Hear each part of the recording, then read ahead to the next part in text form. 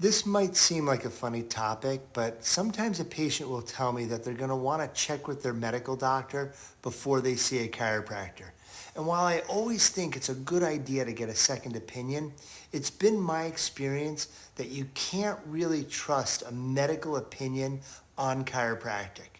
Let me explain it for you and why I think this way, and this is why my experience is. It's not just a difference of philosophy. It's really a history lesson in bias. Back in 1963, over 60 years ago, the American Medical Association actually formed what was called the Committee on Quackery.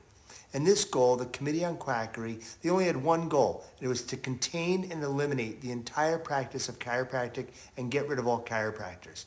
They labeled chiropractic as dangerous, unscientific, and told patients and all their members to stay away. But here's what they don't like to talk about. These doctors, part of the AMA, the Committee on Quackery, were also giving recommendations. They were giving recommendations from the same medical establishment within the AMA. They were telling their patients to smoke cigarettes for relaxation. They were the same doctors who were advising against exercising because they believed it would damage the body and it would make women look like men. And they were the same doctors and the same groups who told heart attack patients to lie still in bed for weeks instead of moving. These are all practices that we know actually worsened health and well-being because there was no science, there was no data, it was all just opinion at that time. These are the same people in the AMA who got that wrong about smoking, wrong about exercise, wrong about recovery.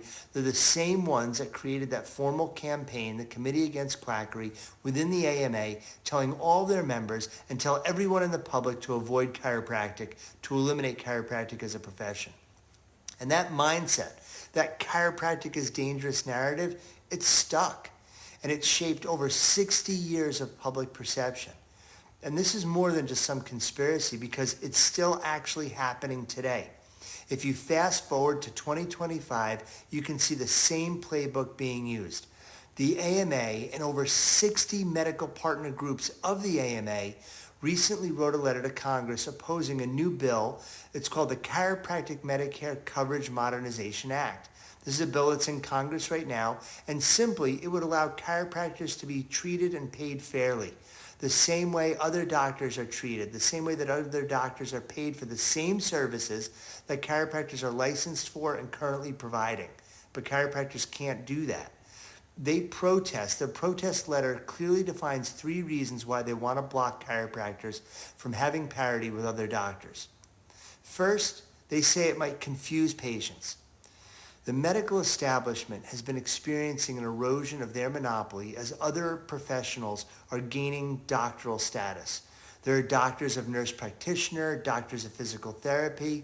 Now the medical establishment is fearing recognizing chiropractors as doctors under Medicare might further erode the medical monopoly of healthcare. That kind of doctor confusion, it doesn't hurt patients. It hurts the medical monopoly. It hurts the ability of the medical system to stay as the only provider. Secondly, they warn that chiropractors might redistribute Medicare resources. In plain English, they're afraid if patients have access to safe, conservative chiropractic care, some of that Medicare money won't flow into the pharmaceutical-based medicine, but only into other health-based economies. It's not about quality, it's about control of healthcare dollars. And finally, they claim it could jeopardize patient safety. There's not a single study or a single statistic or data point to back up that this would increase any patient danger. It's very safe. Chiropractic care continues to rank among the safest professions in all of healthcare, with malpractice costs a fraction of what you'll find in medicine.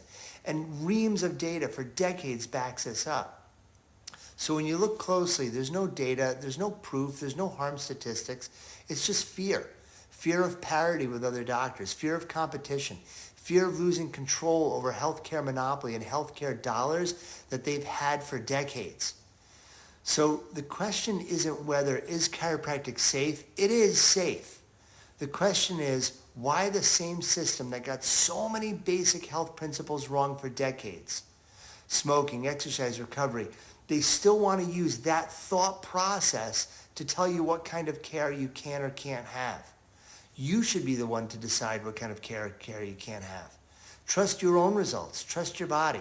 And maybe stop taking health advice from the same system of thought that once told people cigarettes were good for them.